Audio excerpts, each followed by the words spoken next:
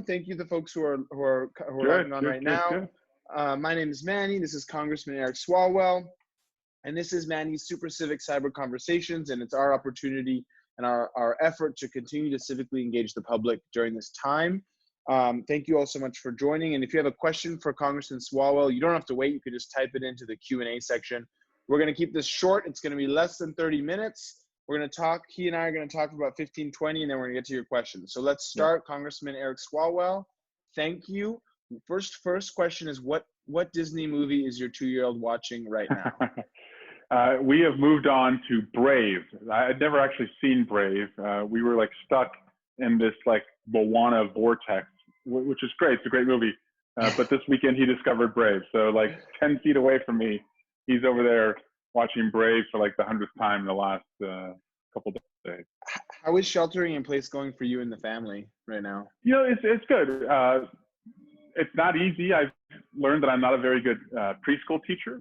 You know, I've got a 2-year-old and a 1-year-old, and you know, we live a life going between Washington and the San Francisco Bay Area, where my district is. And you know, right now we're in DC, looking forward to getting back to California as soon as we can.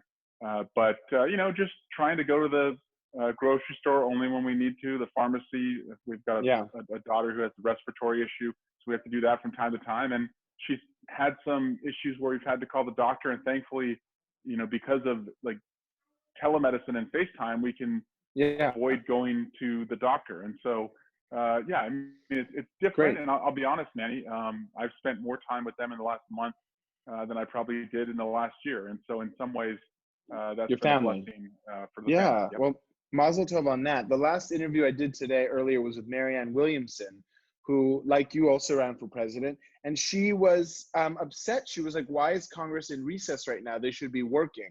What do you feel about that? Like I know you guys can't physically meet, but what's the recess about? Do you feel like the recess it's the right time for a recess? Like, what's going on? Yeah, in the month of March, just to put it in perspective, we passed 3 different phases for coronavirus relief. And I know that right now, like, weeks feel like years, and it's like, how many years did you live this week?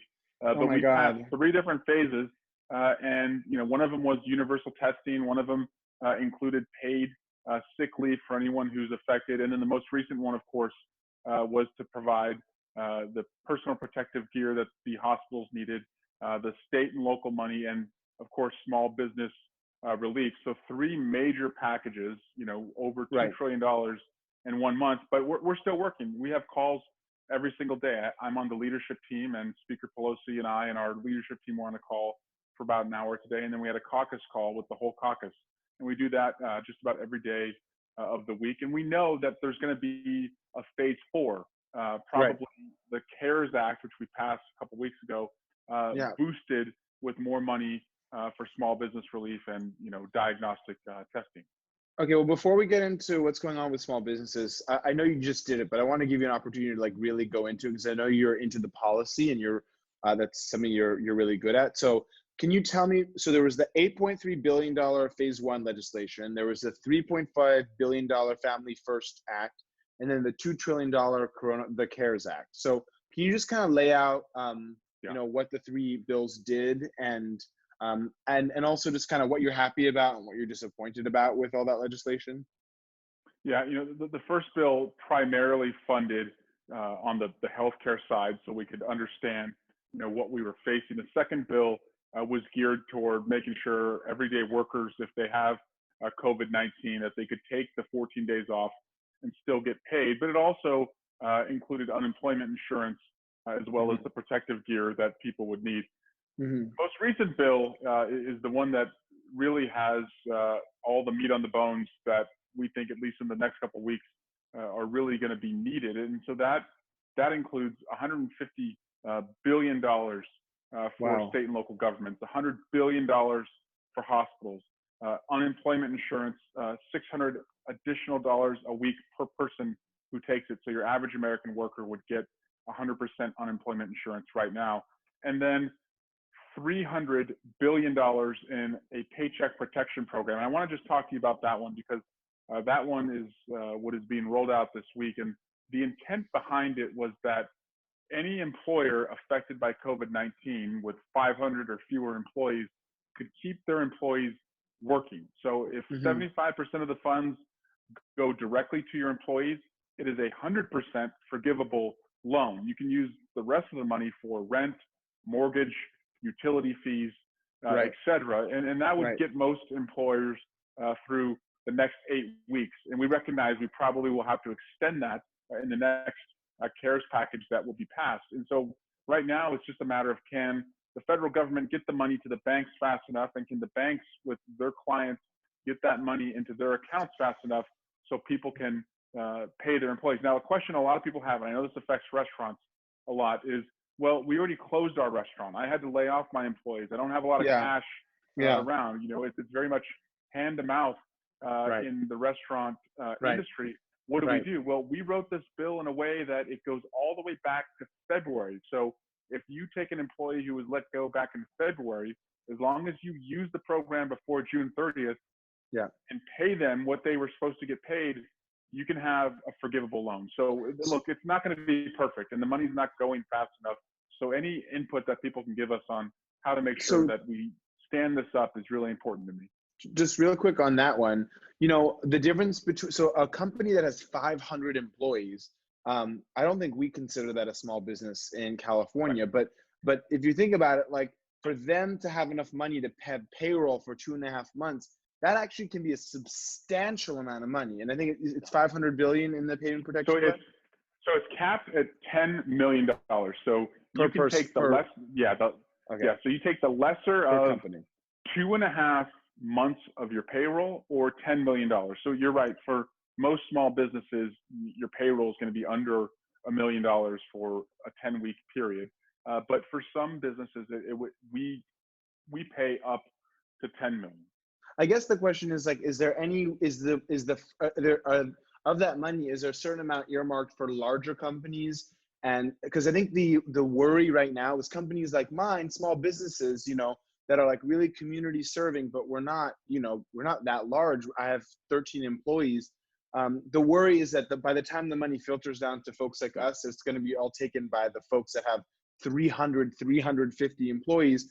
$10 million is still a cap, but if it's only, you know, you only need a couple thousand companies that take $10 million, and you're kind of, a lot of that money's taken already. You know what I mean? Is there any protections for us or no? Yeah. So, I mean, it's a great point, and everyone is equally eligible. There's no priority because of the size of your business. So get your application in now. Second, I would say you do have to prove that, you know, you have lost business because of COVID-19. So there's been a lot of losers, you know, in industry right now because of COVID-19, people who have seen no revenue or a decline in revenue. But there are businesses that have stayed open or are actually surging in business because of COVID-19. And so they would not be eligible. But look, $350 billion is going to go really, really fast. And I think what we need to do is look at this first 10-week application window, see how it works, and then retool it and add to it. Because if we have to go beyond June, then we need it to be funded. But what I'll just say is, what inspires me is that people in the Bay Area, we are leading by example. And I think we're going to be out of this before anyone else in the country, because we took under the leadership of Mayor Breed and the supervisors in Alameda County, and Mayor Liccardo in San Jose, we took shelter in place much sooner before anyone else. And today in Alameda County, believe it or not, we have just under 600 cases and 12 deaths. And we mourn those who we've lost. But when you put that in perspective, a county of, you know, around 2 million people, only to have 600 cases, that means that we're following the guidance, we're staying at home, and we will be back on our feet health-wise and economically sooner than most of the country. Congressman, my friend asked me this morning, and I didn't know the answer to it. He said, is it possible that our good behavior early on, or our strict regulations, might actually mean that we're going to be closed off for longer, because, you know, New York might be reaching its peak now, but then it's going to see a fast decline, and there'll be, you know, herd immunity, whereas us, since we've done such a good job of restricting it, that we may actually be just like slow rolling this longer? What's the answer to that? Yeah, victims of our own success. is what I call that. Now, I've come to, maybe 2 or 3 weeks ago, I looked at this as it's all or nothing, meaning that, we have to wait for the whole country to see their cases start to peak and fall, and then we can get back to business as usual. But the more that I talk to our hospitals and the more we learn about COVID, what I believe is that we will not see Pier 39 and Disneyland probably open in the next couple weeks or months. But I believe that if our cases continue to decline, meaning that, the case on Friday is fewer cases than Thursday, and Thursday was fewer than Wednesday, it just keeps going down and down and down. And hospitals can manage the cases that come in, that we could start in phases to get back to business as usual. Now, my hope is that means restaurants could open again, and it's not going to be a packed restaurant. There would probably have to be distancing guidelines in place and hygienic guidelines in place, but that we would be rewarded with our good behavior by being able to go back to somewhat normal and not have, my fear though, Manny, to the point of your friend, is that we would be held back by, the people in the states that are not sheltering in place, and we'd have to wait for them. And that's quite frustrating if we're doing everything right. I don't think it has to be that way, but I do think there will probably be travel restrictions from places that aren't doing it the right way, international travel restrictions, and of course, mass gatherings for the foreseeable future, sadly, won't do it. The best tweet of the day I saw was someone should just the president should just tell America that the opening game for the NFL is not going to start unless people shelter in place. It's like that might get everyone's attention. Well, but now most people are sheltering in place, right? Aren't most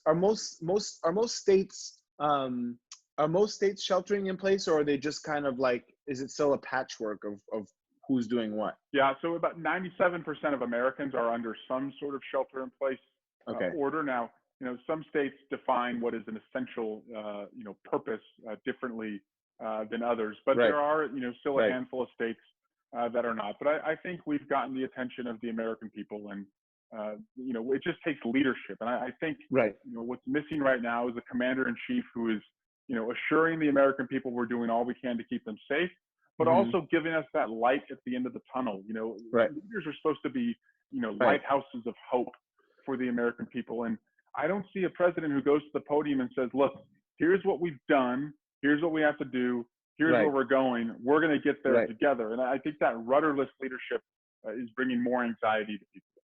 So let's talk about that for a second.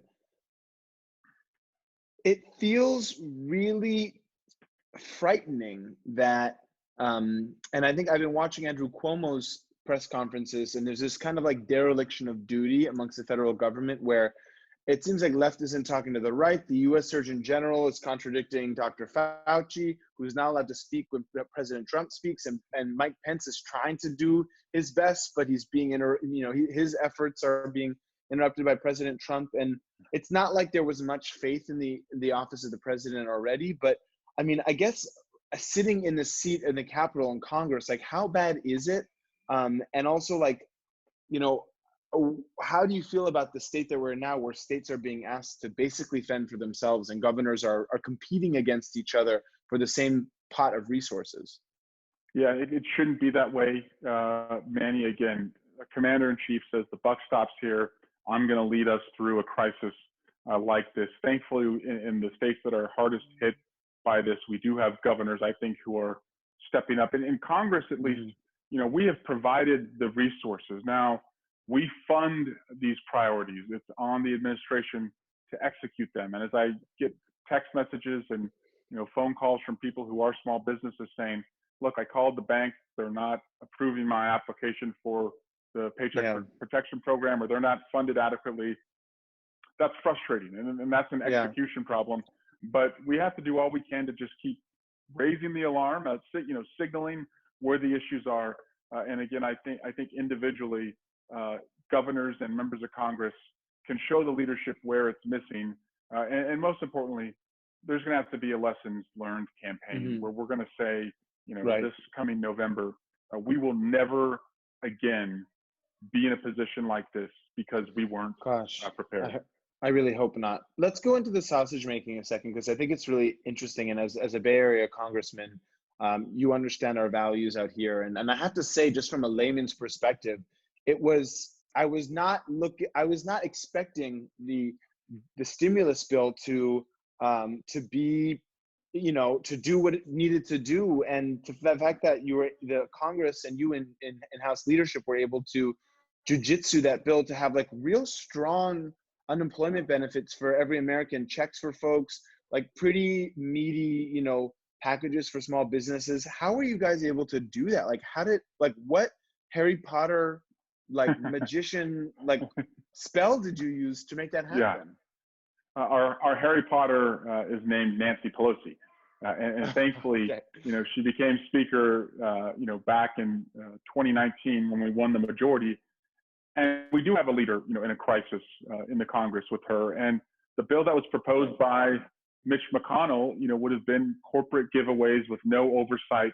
They actually proposed giving Steven Mnuchin at the Treasury $500 billion in a slush fund where he could give it to any business that needed it with no transparency, no reporting to the American people. And we said, no way. Like, we wouldn't trust this guy to run a bake sale. Like, no, we're going to put in place restraints. And so now there's an inspector general that'll oversee how the money's spent, a congressionally appointed board to review it. It'll have to be noticed to the American people within a certain amount of days when it goes out to the economy. And so this is not, some of the prior bailouts where, Republicans were able to give money away to corporations without any guardrails. I think the guardrails are in place, and it's worker and family focused rather than, C-suite focused. So we just have a couple more minutes, Congressman, and folks who are listening, two things. First, if you go to the Q&A box and you look at Answered, you'll see our link to become, you'll see our link to become a sponsor of Manny's for those who want to become a sponsor. For the open questions, keep writing your questions in. We have 3 now. We can take a bunch more. We've got 10 minutes for questions. But before we do that, Congressman, so you guys have done your part. Like you said, you've utilized the power of the purse, and you've allocated these funds. And now the American public, myself included, and our small business owners are just hoping that all of your hard work is going to pay off. We're hoping we get those checks. We're hoping we get the unemployment benefits come through. What can the average person do now to assist in Congress's role moving forward? Like, how can I and how can the people listening help you do your job and continue to do it well? So I would say if you're an employee who has lost your job or is about to lose your job, and I know so many family members and friends, every time the phone rings right now, they fear it's their boss who's calling to say, look, I've got to let you go. And so if you're in that position, I don't think it's out of line, and I don't think you're going outside the chain of command to say, hey, I don't know if anyone's aware of this, but we have the Paycheck Protection Program, or we have the payroll 50% tax credit that you could take on the taxes that you pay every paycheck. And, have you looked at those? Because a lot of employers, look, they're also panicking and they're worried about how they're going to pay their employees, just as you and so many others are. But many don't know about these benefits. So I think if you're an employee, just say, hey, this program's out there. Have you heard of it? A second, tell your elected leaders, and I'll put it out there. My email is eswalwell@gmail. That's ESWALWELL, eswalwell@gmail. Send me any ideas you have. Like if you're a small business and you're having an issue and it's not working, if you have unemployment insurance and it's not covering your full cost, if you go to the emergency room and you think, well, they told me that the COVID-19 testing is free, and then you get a surprise $2,000 bill, let us know, because those are all the things we want to look out for. And then finally, I just want to say thank you to the people on the front lines, the healthcare workers, the doctors, the nurses. We need to also give them hazard pay, as well as I think, because we want to recruit the next generation of doctors and nurses post-COVID. And the way we treat them right now, while we're in the thick of this, and as we come out of it, will signal to anyone that's thinking about doing that as to whether they should go into that profession or not. So, people are watching, and we need the next generation of healthcare workers. And so we have to take care of them. And I have to just say on that, and then we'll get to questions. It has been, I've interviewed a couple ER doctors and ER nurses and the like for these calls. And even the Queen said it yesterday in her speech. She's been heartened to see the one thing that really does feel beautiful about all this is how many people around the world are showing up to show love and support for the frontline workers. So that is warming my heart. Okay, Colin asks you, and you see it yourself, if the federal government of the state of California is providing relief for the 14 million, that's 35% of Californians living in homeowners association and need to pay monthly dues or risk getting a lien on their home. Is this something that y'all have written into these bills, or something you've thought of, and what's going on with you, the homeowners association folks? Yeah. So we did provide robust funding for the community development block grant. So first and foremost, many cities are putting forward through that funding programs to help homeowners. Second, the funding that goes to state and local governments as well, we hope that it does help renters and homeowners.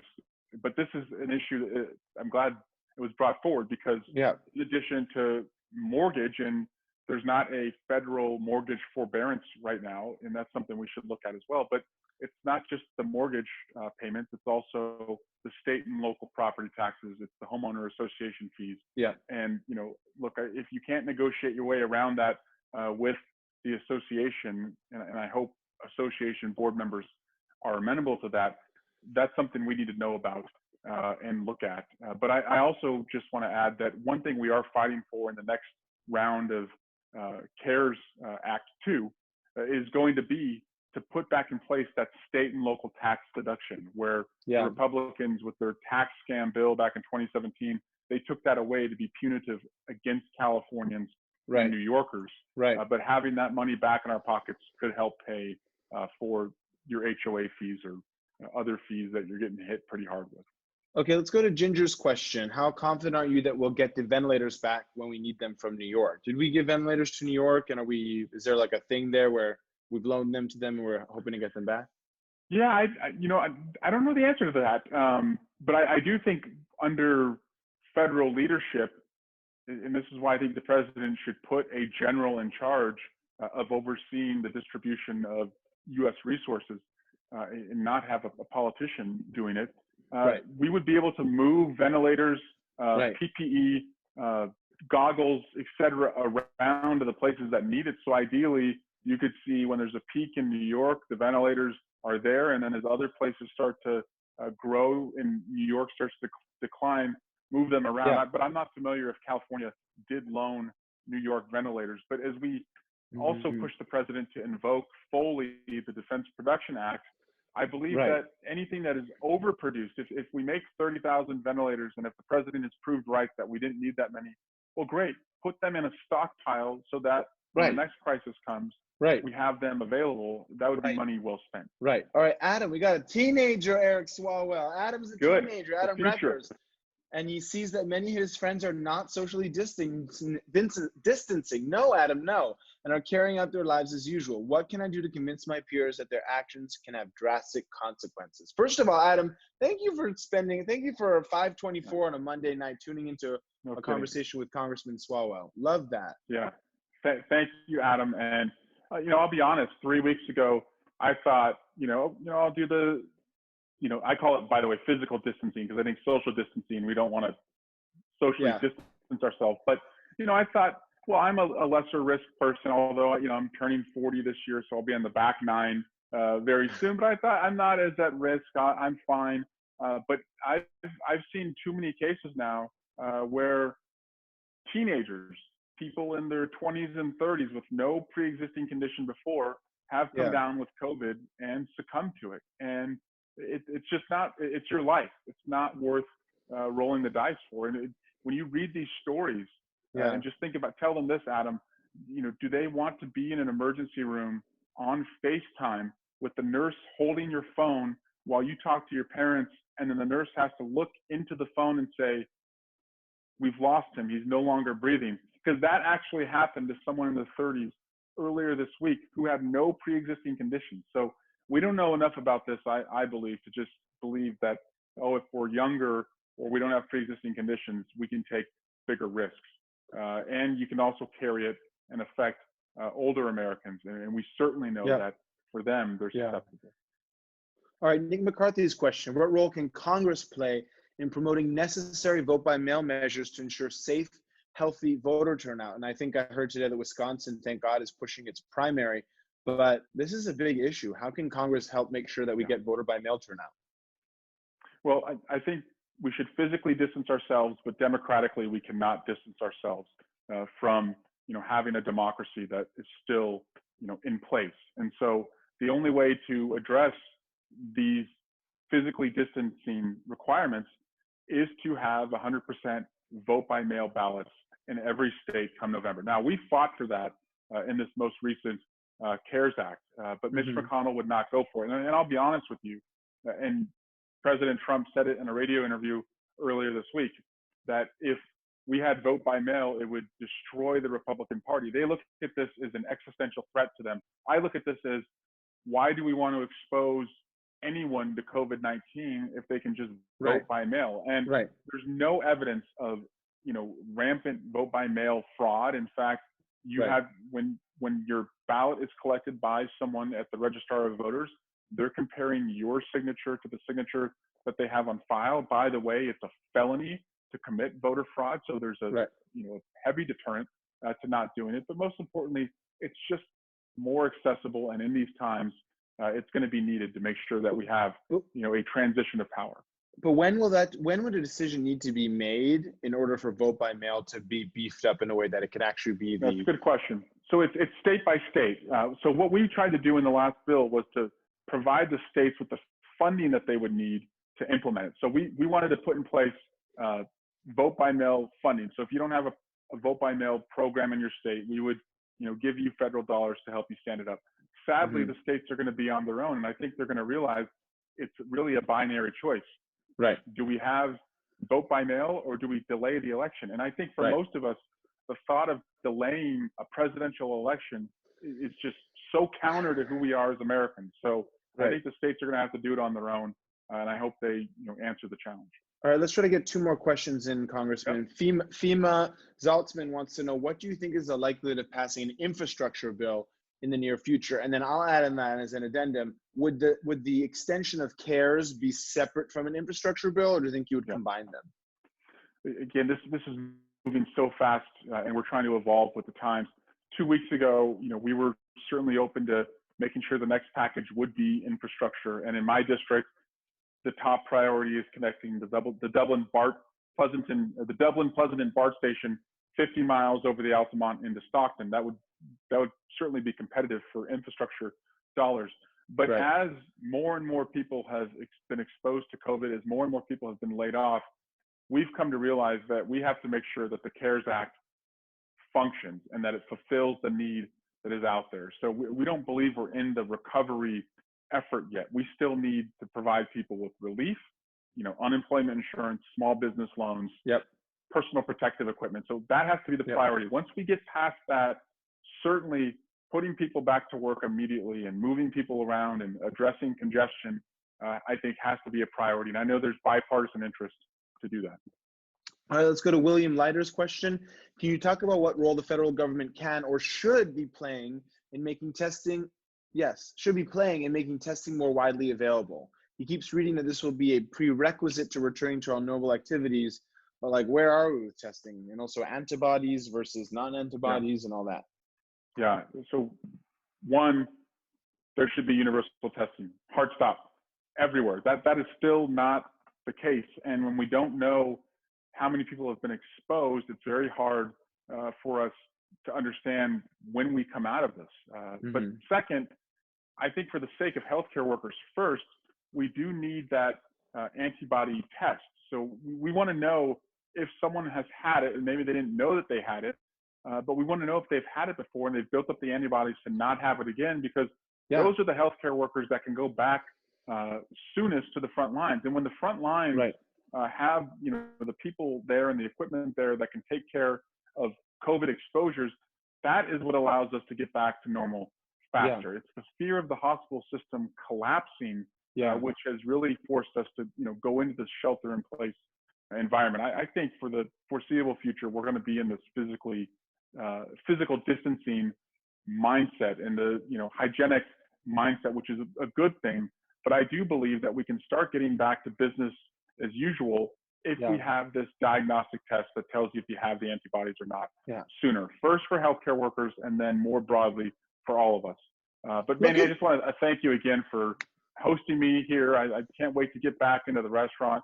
I'll have to be honest. The hardest part about all of this is that the physical distancing requirements mean that we can't see each other and embrace each other and hug each other. And most crises, that's what gets us through this. And so, you know, it's really testing us, but I know who we are, and I know we'll come through it. Well, first of all, Congressman Swalwell, I just have to say how happy I am that you are in a position of leadership, because you understand what the average person needs right now. You were the only presidential candidate that came to Manny's and went into the kitchen and actually met the folks that worked in the kitchen themselves. So I know you understand and you care about the average American. And I just send you strength. I send you clarity and guidance and power and health and all the things that you need to keep fighting. And this is a war, and you are a major or a sergeant or one of those things, and you're in the fucking trenches. And I send you everything that you need to keep doing what you're doing. And to the folks who've tuned in, it is eswalwell@gmail. If you want to reach out to him. One L in the middle. Yep. One L in the middle. And then also, if you go to the questions answered, you will see the link to become a sponsor of Manny's. I'd really appreciate it if you'd be willing to. The link is joinit.org/o/Manny's. That's joinit.org/o/Manny's to become a sponsor of my small business and support us as we try to make it through this time, as we try to get our PPE and try to keep doing what we're doing in what is quite a stressful time. So if you feel comfortable and willing to support Manny's and become a sponsor, you can go to joinit.org/o/Manny's. Congressman, thank you so much. Have a good evening. Hang in there. Look forward to seeing you all soon. All right. Thanks, bye. man. See you later.